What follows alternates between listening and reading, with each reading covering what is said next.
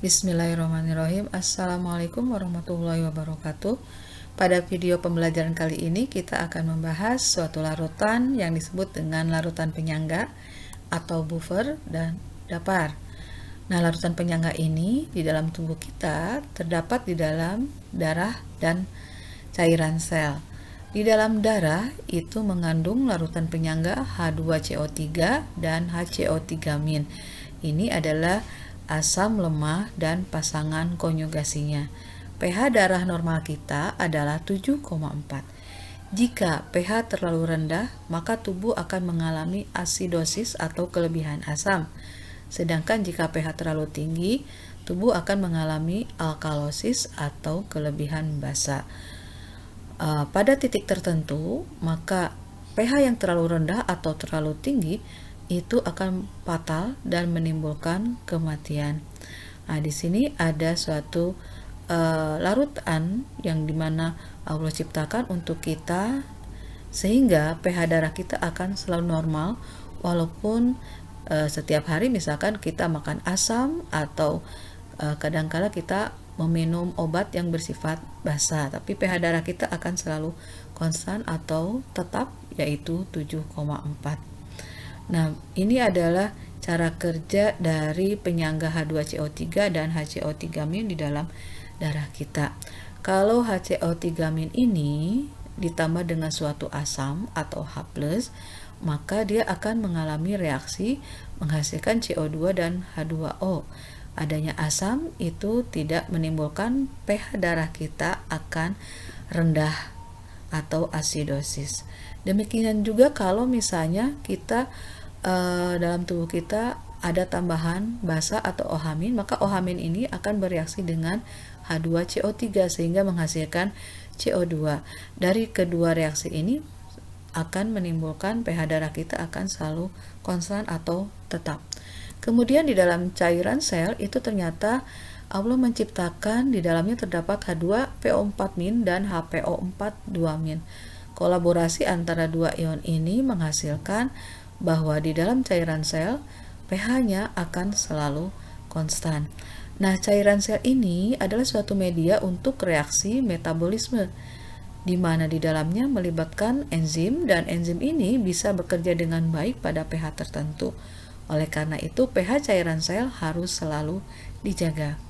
Nah, kita bahas sekarang secara teoritis tentang larutan penyangga, bahwa larutan penyangga itu adalah larutan yang pH-nya akan selalu relatif konstan atau tidak berubah walaupun ditambah sedikit asam atau sedikit basa atau diencerkan.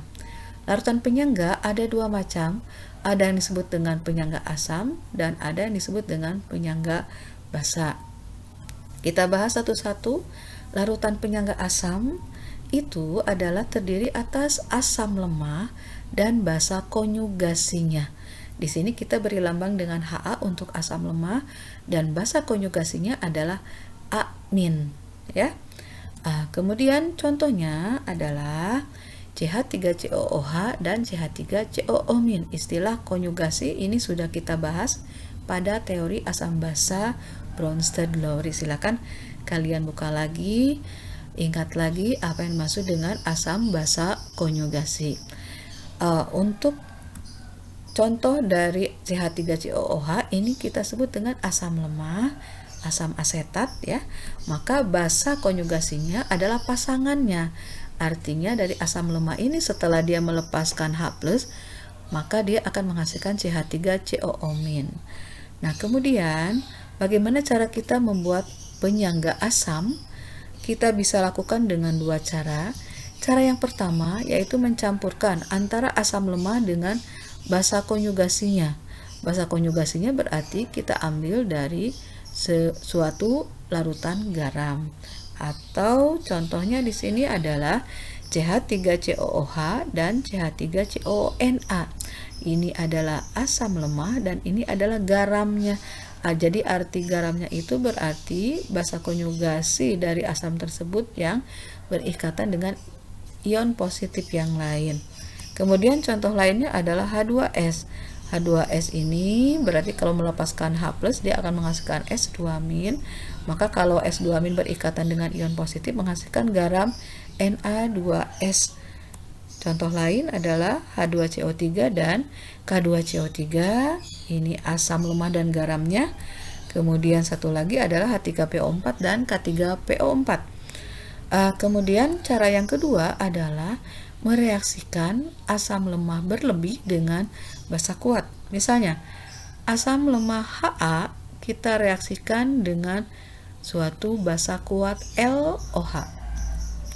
Maka akan menghasilkan La. Jadi di sini terjadi pertukaran ionnya. Ingat, ini A- dengan L+ menghasilkan garam La dan air. Oke, reaksi penggaraman. Kemudian Ha ini disebut sebagai asam lemah berlebih. Kemudian nanti kita reaksikan dengan suatu basa kuat. Maka La ini apa? La ini adalah suatu garam di mana kalau dia diionisasikan atau diuraikan akan menghasilkan L+ dan A-. Nah, L+ itu merupakan ion positif dari si garam, sedangkan A- ini adalah sama basa konjugasi dari asam lemah yang tadi.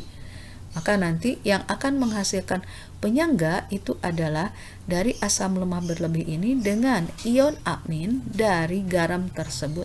Jadi sebenarnya konsepnya sama seperti membuat larutan penyangga yang pertama. Tadi mereaksikan antara asam lemah dengan garamnya.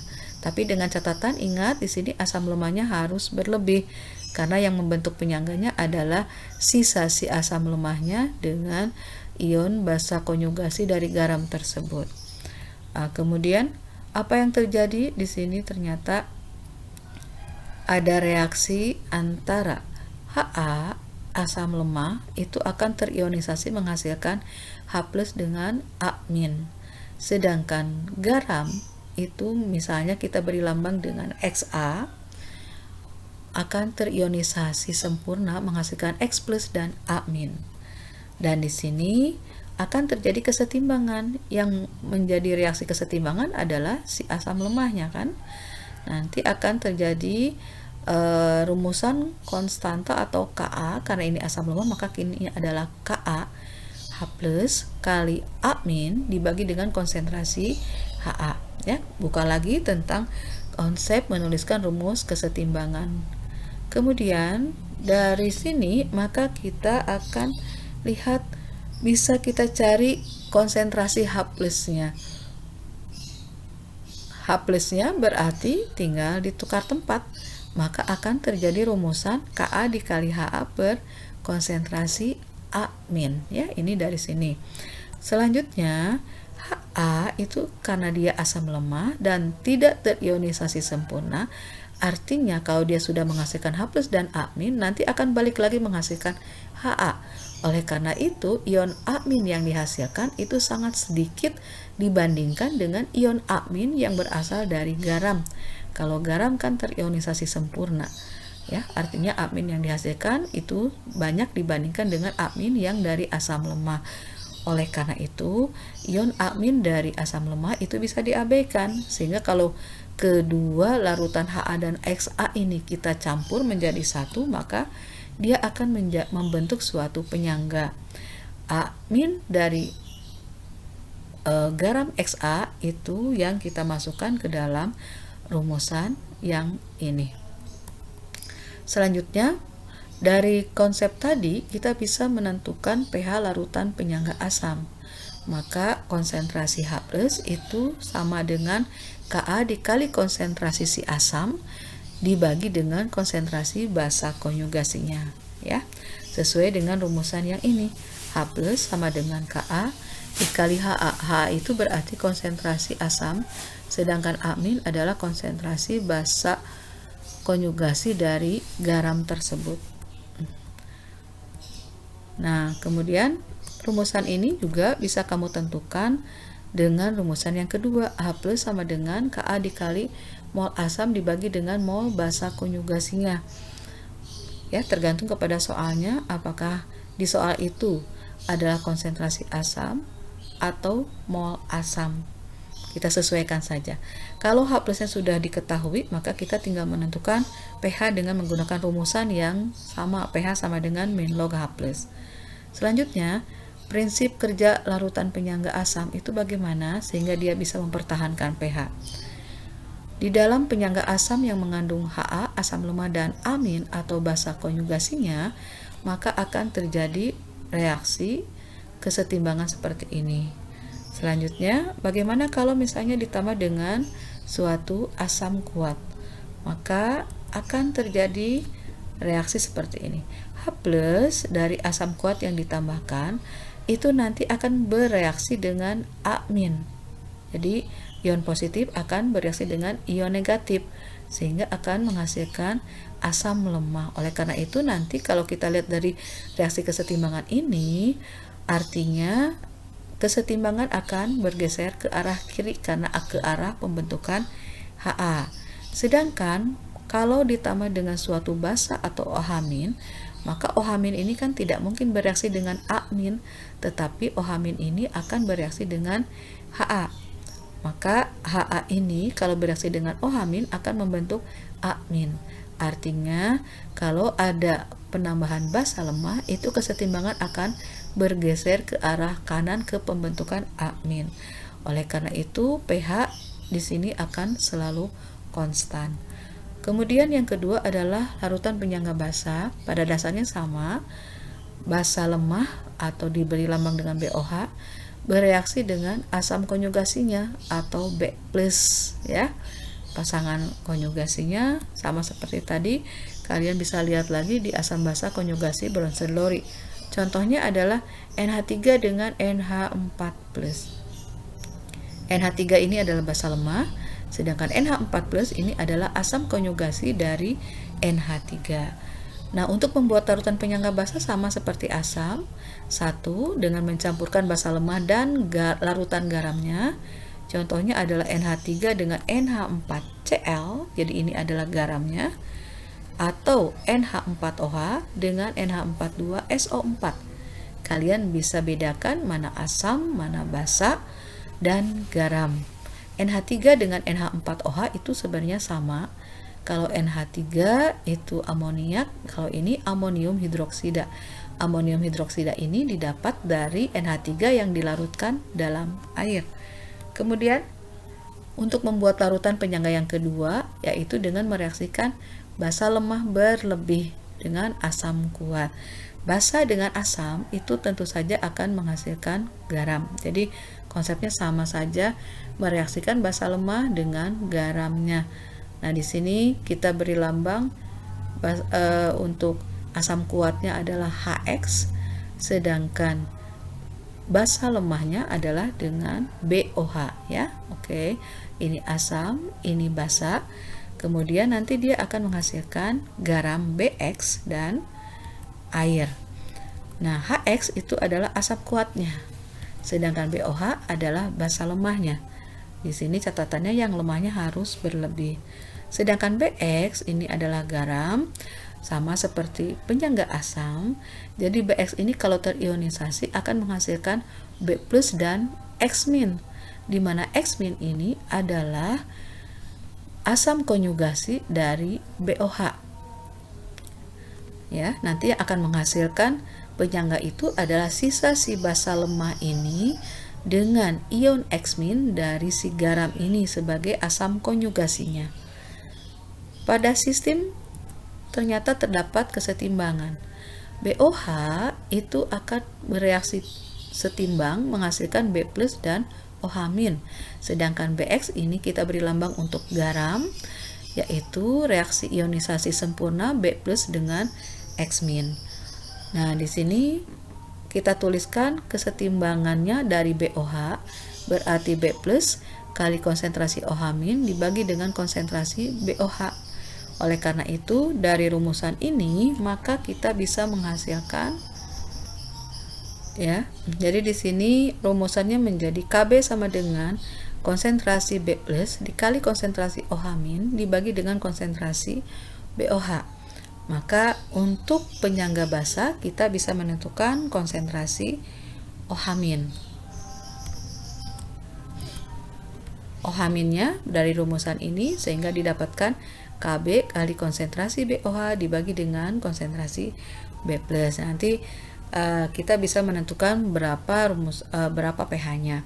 Untuk BOH itu adalah basa lemah, sehingga ion B+ yang dihasilkan dari ionisasi tidak sempurna ini sangat sedikit dibandingkan dengan ion B+ yang dihasilkan dari garam yang terionisasi sempurna. Oleh karena itu, nanti yang dimaksud dengan ion B+ dari rumusan ini adalah B+ yang berasal dari garam, bukan dari si basa lemah tadi. Maka kita bisa tuliskan sebagai rumus umum untuk menentukan OH- adalah Kb kali konsentrasi basa dibagi dengan asam konjugasinya. Ya, asam konjugasinya berarti ini yang B+ yang berasal dari garam. Oleh karena itu, ada juga beberapa buku yang menuliskan basa dibagi dengan garam. Kemudian rumusan lain juga bisa kita tuliskan dengan Kb dikali mol basa dibagi dengan mol asam konjugasi. Kalau OH- sudah kita dapatkan, maka kita bisa menentukan pOH. Maka setelah pOH kita bisa menentukan pH dengan rumusan yang sama seperti sebelumnya. Oke, ini prinsip kerjanya. Untuk penyangga basa itu mengandung BOH, basa lemah dan asam konjugasinya akan membentuk kesetimbangan seperti ini. Kalau misalnya kita tambah dengan suatu asam, maka H+ ini di dalam penyangga ini akan bereaksi dengan siapa? Tentu saja bukan dengan B+ kan, tapi dengan BOH. Nanti kalau H+ ini bereaksi dengan BOH, apa yang terjadi? Akan menghasilkan B+, H+ ini akan bereaksi dengan BOH menghasilkan B+ dan H2O. Oleh karena itu, karena menghasilkan B+, sehingga kesetimbangan akan bergeser ke kanan, tidak mengubah konsentrasi OH-. Demikian juga dengan penambahan basa. OH- akan ditambahkan ke sini, maka dia akan bereaksi dengan ion positif atau B+, sehingga dia akan menghasilkan reaksi BOH. Karena dia menghasilkan BOH, artinya kesetimbangan ini bergeser ke arah penambahan BOH atau bergeser ke kiri. Karena dia distabilkan dengan pergeseran kesetimbangan, artinya konsentrasi OH- ini tidak berubah dan tidak mengubah pH dari penyangga basa. Oke, sampai di sini dulu. Wabillahi taufiq wal hidayah. Wassalamualaikum warahmatullahi wabarakatuh.